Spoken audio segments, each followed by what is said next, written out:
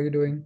Thanks for getting on call with me. No So problem. actually, like I told Mahi the same thing. I don't really have like a bunch of doubts because I think like the explanations and all that work out fine for that. I gave a Manhattan GMAT one and I got a 710 on that.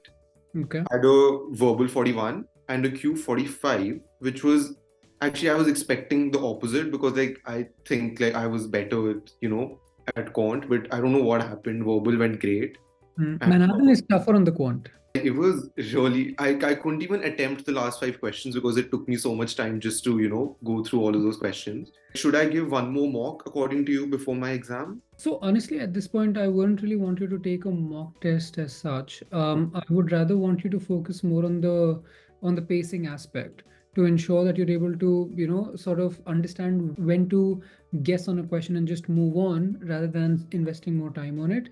And that's something that doesn't really come to you naturally until you actually time yourself strictly the way exam or the mocks test you. Mm-hmm. So either you can manually sort of put on a timer and do it yourself, or you can also probably like buy a subscription of GMAT Club forum quizzes that also give you the feature of, there's a timer on screen and you can just make sure that you can simulate the test environment and take those strategic decisions that you will be forced to take when you're taking an exam.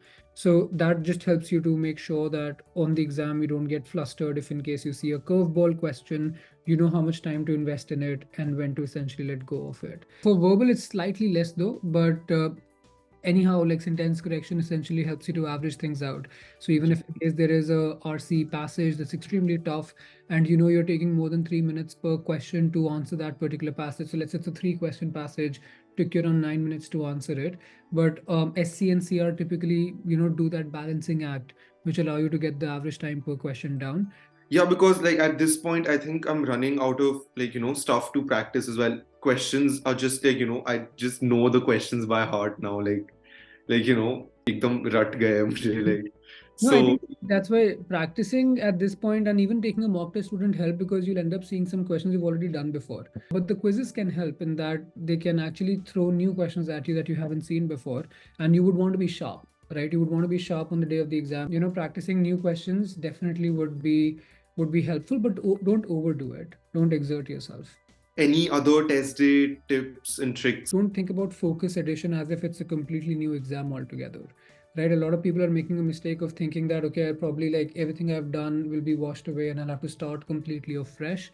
And that's not at all true. You're almost like 99% there. You just have to tweak your pacing strategy a little bit for the focus edition. But conceptually, subject matter wise, there's nothing new for you to learn or for you to study. So just new questions and reviewing notes, right? Like that's pretty much all. 51 liners and all that. Like just keep Error log.